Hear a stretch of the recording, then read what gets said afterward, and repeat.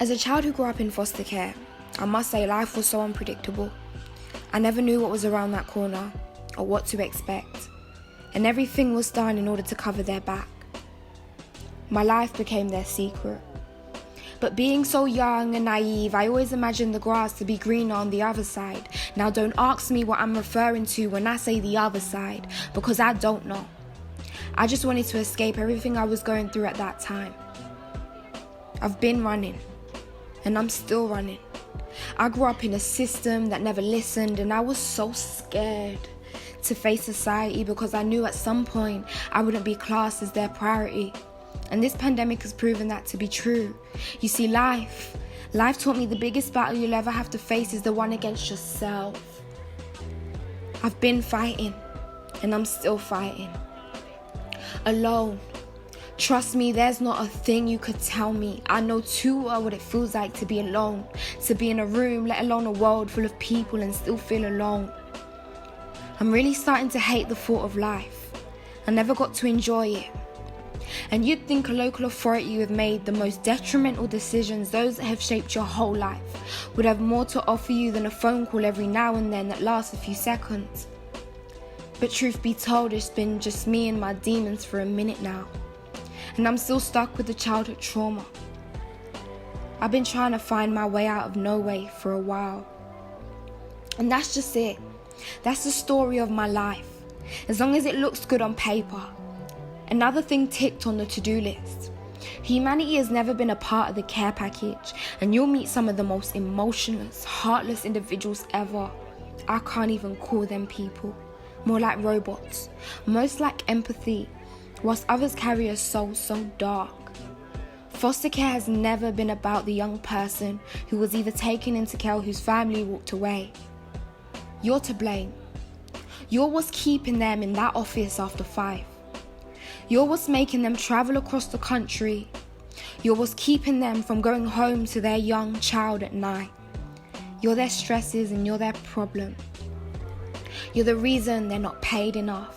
You're the extra caseload, and you're the reason the family dynamic is no longer the same. It's you. It's all you. I was just a few facts and figures. I was something that paid the bills at the end of the month, and every carer made sure to remind me of that. Foster care for me felt like a punishment, something that was meant to last only 10 minutes on the naughty step, but in actual fact became a wound that's never healed. And being a care leaver feels like I'm doing a life sentence for a crime I didn't commit. It feels like I was thrown into the deep end of life with no swimming lessons, no life vests, and I just want to get out of that pool now. I hope this pain doesn't last long. I've always had this feeling that I won't last long, but at some point I feel like I deserve kids, so I can pass on. The pain of my past numbed me, so I don't cry no more. The care system killed me mentally, so I can't die no more. Life broke my wings, so I can't fly no more. Deep down, I was made to feel as though I was never enough for myself. My actions said educate me, love on me, be there for me and never leave me, but their words belittled me, manipulated me and misled me. Still till this day, I'm paying for it. From one door to another is how I've spent the last 16 plus years of my life. So I don't know a thing about stability. I went from foster family to foster family, residential, and back again, with so many questions as to why this was all happening to me. It felt as if God handpicked me, so I'm not too good with people. You see, I can let you go in a heartbeat because I was let go in a heartbeat by the same woman who let my heart beat. Growing up, I was that child who'd never take a sick day off school, who'd rush in the mornings but take the longest route home. Marvel's Lane Primary School. That's the only thing I would look forward to. My safe place.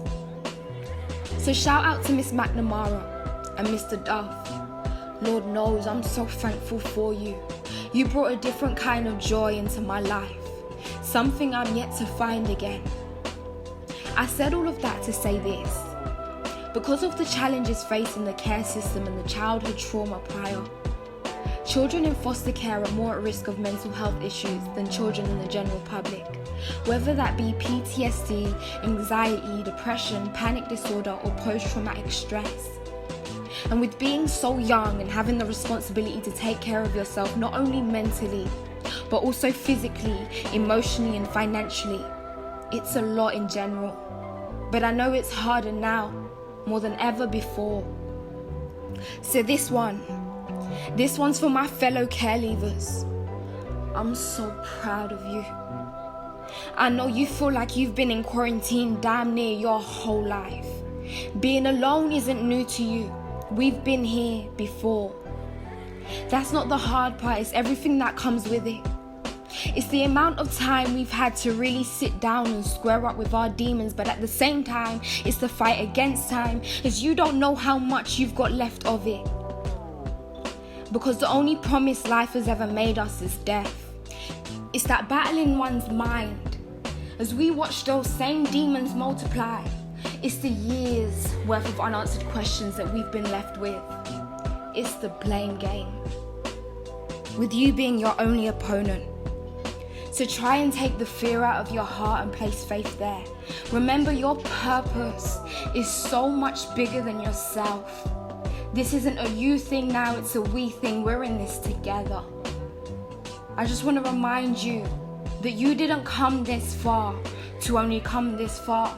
And if you ever need someone to talk to, one who won't judge you, someone who's able to see beyond what meets the eye, a shoulder to cry on, or just an extra set of ears, I'm always here.